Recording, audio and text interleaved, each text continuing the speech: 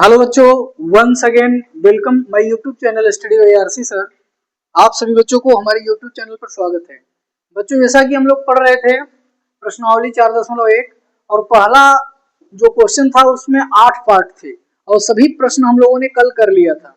ठीक है, तो आज इसको खत्म करेंगे क्वेश्चन नंबर 2 पूरी तरह से। ओके, तो इसमें क्या करना है देखिएगा, निम्न स्थितियों को द्विघात समीकरण के रूप में व्यक्त करना है। आपको हल नहीं करना है, सिर्फ द्विघात समीकरण बना देना है बस। जो आपकी स्थिति दिया है उसी के अकॉर्डिंग आप क्या करेंगे, द्विघात समीकरण बनाएंगे। ठीक है, चलिए क्वेश्चन नंबर फर्स्ट देखिए क्या बोल रहा है। कह रहा एक आयताकार भूखंड का क्षेत्रफल 528 मीटर स्क्वायर है। कह रहा है कोई आयताकार जमीन है और उसका क्षेत्रफल ये दिया है। ठीक है, कह रहा है क्षेत्र की लंबाई, जो उसकी लंबाई है मीटर में है, चौड़ाई के 2 गुने से एक अधिक है। जो लंबाई है चौड़ाई के 2 गुने से एक अधिक है। कह रहा हमें भूखंड की लंबाई और चौड़ाई ज्ञात करनी है। तो कैसे करेंगे देखिएगा, सॉल्यूशन ध्यान दीजिए। सॉल्यूशन देखिए, पहले आप क्या करेंगे, आयताकार भूखंड बना लीजिए। ये देखिएगा आयत के आकार का, ये आयत के आकार का ए बी सी डी। अब ये हो गया हमारा लंबाई और ये हो गया हमारा चौड़ाई। गौर करें प्रश्न क्या बोल रहा है, समझिएगा ध्यान से। कह रहा जो लंबाई है वो चौड़ाई के 2 गुने से एक अधिक है। हमने कहा चौड़ाई, हमने कहा भैया x है, तो लंबाई क्या हो जाएगा 2x + 1। क्योंकि चौड़ाई के 2 गुने से एक अधिक है ना, तो चौड़ाई का 2 गुना 2x और एक अधिक। अब ये लंबाई हो गया और चौड़ाई, आपको चौड़ाई भी मिल गया है x और लंबाई है 2x + 1 ना। अब क्या बोलेंगे भैया, प्रश्नानुसार। प्रश्नानुसार क्या होता है फार्मूला, लंबाई गुणे चौड़ाई बराबर होता है क्षेत्रफल। होता है कि नहीं ये बताइए। अब आपको क्षेत्रफल दिया है, क्षेत्रफल कितना दिया है भैया 528 मीटर स्क्वायर।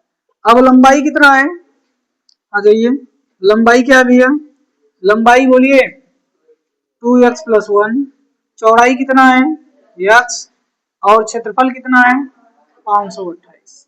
बस इसका मल्टीप्लाई करा लीजिए इसमें, देखिएगा ये हो जाएगा 2x² x और ये हो गया 528। अब इसको भी इधर लाओ, क्योंकि हमको ax² + bx + c के रूप में लिखना है, तो 0 के बराबर ही करना पड़ेगा इधर। तो कर लीजिए 2x² x इधर आएगा तो माइनस में 528 बराबर 0। ये आपका समीकरण मिल गया। आपको समीकरण ही कहा था प्राप्त करने के लिए, हल नहीं। तो इस तरह से इस क्वेश्चन का सॉल्यूशन यहाँ पे समाप्त होता है। ध्यान दें बच्चों, ये दूसरा का दूसरा क्वेश्चन, गौर करिएगा। सिर्फ आपको इक्वेशन बनाने हैं, हल नहीं करने हैं।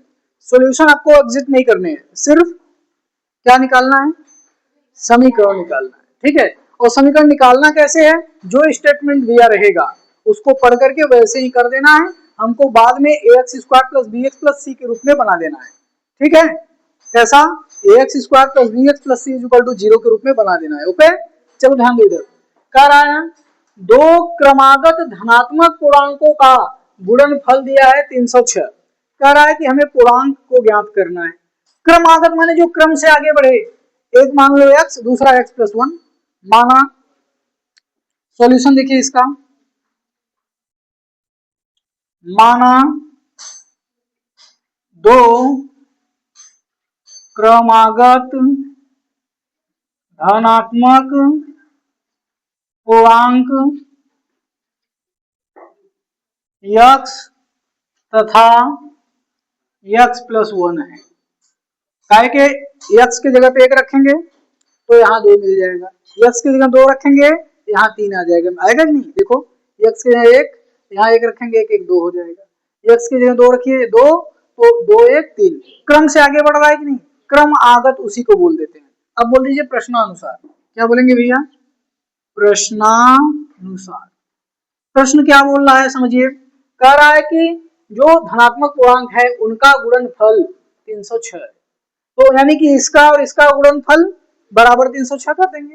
कर लीजिए, यक्स और हो जाएगा यक्स प्लस 1 बराबर 306। इसी को हल कर लीजिए। अब ये वाला यक्स का इसमें भी गुणा होगा, इसमें भी, तो यक्स स्क्वायर यक्स और 306, इसको इधर लाओ भाई, यक्स स्क्वायर यक्स माइनस 306 बराबर 0। ये आपका द्विघात समीकरण बन गया। देख रहे हो ना, बड़ा इजी है, बस आपको हल नहीं करने हैं, बस द्विघात समीकरण बना के छोड़ दीजिए। अब उसकी मर्जी अपना निकालेगा वो सॉल्यूशन, ठीक है। जैसा प्रश्न कह रहा है वैसा हम उत्तर देंगे। ओके, चलिए ध्यान दीजिएगा, ये बहुत ही इंपॉर्टेंट क्वेश्चन है, वेरी वेरी इंपॉर्टेंट ना। थोड़ा ध्यान देंगे सभी बच्चे तभी आएगा, गौर करिएगा। हेलो, सिर्फ लिखोगे क्या, ध्यान दो इधर। ये प्रश्न क्या कह रहा है, रोहन की माँ उससे 26 वर्ष बड़ी है। रोहन की जो मम्मी है रोहन से 26 वर्ष की बड़ी है। करा उनकी आयु वर्षों में का गुणनफल, यानी रोहन और रोहन के माई का जो गुणनफल बा आयु का वो कितना है भैया। करा अब से 3 वर्ष पश्चात 360 हो रहा है। अब से 3 वर्ष बाद कितना हो रहा है, 360। करा हमें रोहन की वर्तमान आयु ज्ञात करनी है, तो एक इक्वेशन बना दीजिए भैया। बोलिए, बहुत अच्छे से बनाएंगे, बस आप ध्यान दीजिएगा, ठीक है, गौर करिएगा, बहुत इजी है। माना रोहन की वर्तमान आयु यक्स है ना। चलिए सॉल्यूशन देखिए, हल नहीं करना है, बस इक्वेशन बनाने हैं आपको। माना रोहन की वर्तमान आयु यक्स वर्ष है, तो उसकी मम्मी का क्या होगा भाई, यक्स प्लस 26। अरे रोहन से बड़ा हुआ 26 साल का बड़ी है उनका मम्मी, तब ना रोहन पैदा हुए। तो आप कहिएगा रोहन की माँ की आयु क्या हो जाएगा, यक्स प्लस 26। ठीक, करा अब से 3 वर्ष पश्चात, पश्चात माने बाद में, जब बाद कहे तो हम जोड़ देते हैं ना। अब प्रश्नानुसार भैया यहां लिखेंगे 3 वर्ष बाद, 3 वर्ष बाद, गौर करें, रोहन की आयु, रोहन की आयु क्या हो जाएगा भैया। पहले रोहन रहन यक्स साल का, 3 साल बीत गया, यक्स प्लस 3 हो गया। अब रोहन की मम्मी ना, रोहन की माँ की आयु क्या हो जाएगा, बोलिए। अरे पहले कितना थी, यक्स प्लस 26, 3 साल और बीत गया, अब हो गई यक्स प्लस 29। अब प्रश्न क्या बोल रहा है, कह रहा है कि उनकी आयु वर्षों में का गुणनफल, गुणनफल मतलब का हे रोहन और हे रोहन का माई तो मल्टीप्लाई हो जाए ना, बराबर कितना है 360। ठीक है, फिर उसको हम इधर उधर करके इक्वेशन बनाएंगे। चलिए कर लेते हैं। अब यहां लिखेगा प्रश्नानुसार, क्या लिखेंगे, प्रश्नानुसार, जैसा प्रश्न कह रहा है वैसा ना। अब रोहन यक्स प्लस 3, रोहन की मम्मी यक्स प्लस 29 बराबर कितना होता भैया 360। बस इसी को हल कर लेना है, बातें बहुत करती हैं, बातें मत करो भैया ना।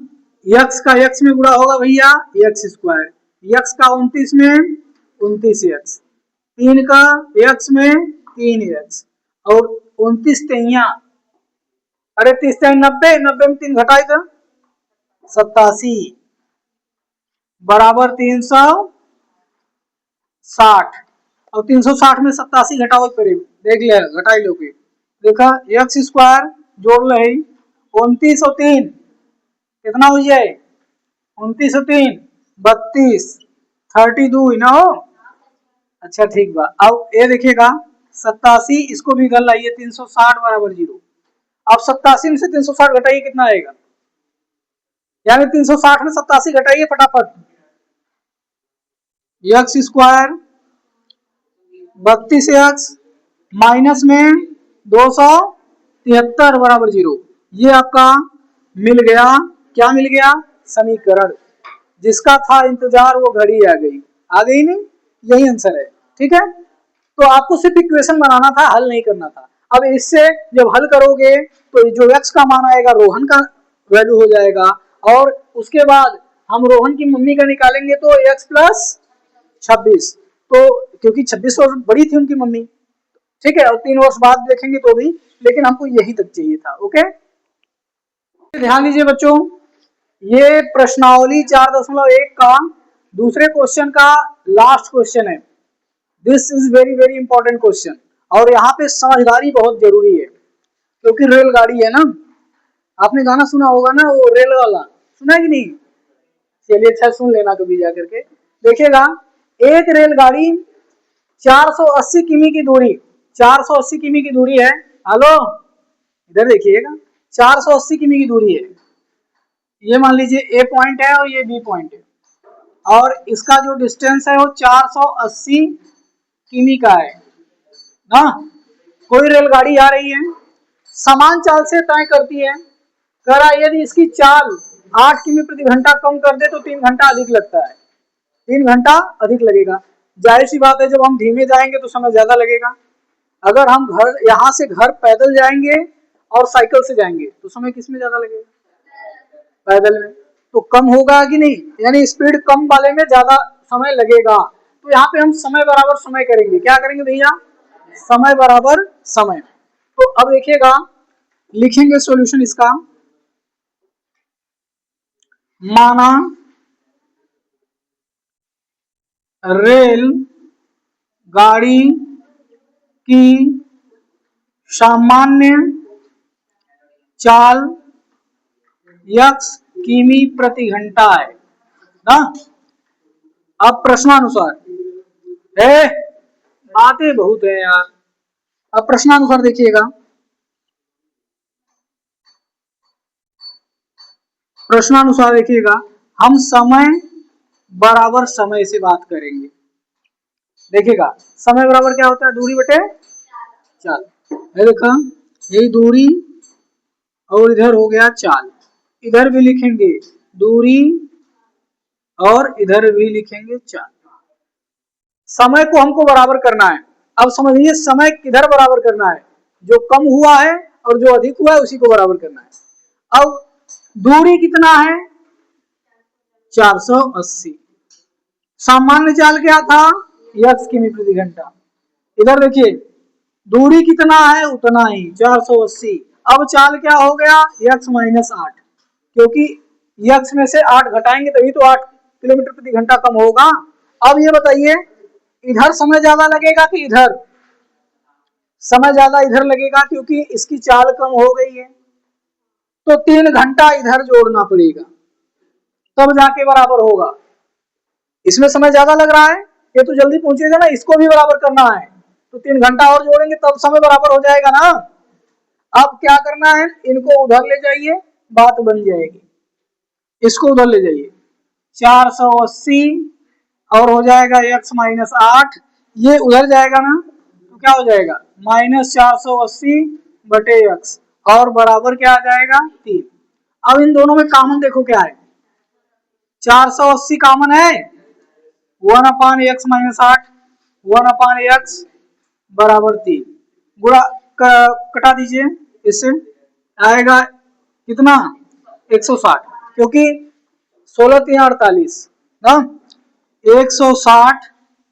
इधर देखिएगा, इसकी मल्टीप्लाई यहाँ, इसकी मल्टीप्लाई यहाँ, x और x माइनस 8 बटे x और x माइनस 8 बराबर 1।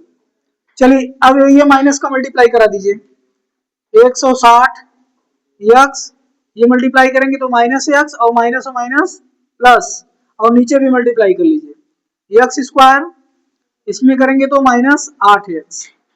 ठीक, और देखिए प्लस माइनस से उड़ जाएगा। अब बचा क्या है? बचा है भैया 160 इंटू 8 बटे एक्स स्क्वायर, और इधर इक्वल 1 करिए भाई, एक्स स्क्वायर माइनस 8x बराबर 1। इसकी मल्टीप्लाई यहाँ कर लीजिए, ऊपर का ऊपर करिए तो 16 अट्ठे 128, एक जीरो था बढ़ा लिए, और इधर देखिएगा, इसकी मल्टीप्लाई इधर करो, एक्स स्क्वायर माइनस 8x। अब क्या करना है? इन सबको उधर ले जाओ बेटा, तो हो जाएगा एक्स स्क्वायर माइनस 8x, ये प्लस है तो क्या होगा माइनस, माइनस 1280। और गर्मी इतना पड़ रहा था, जाएगी पीला लस्सी। ये हो गया कंप्लीट। ओके, तो ध्यान दे भाई, इस तरह से पूरे क्वेश्चन कंप्लीट होते हैं, ठीक है। और तब तक शार्ट स्क्रीन कर ले आप।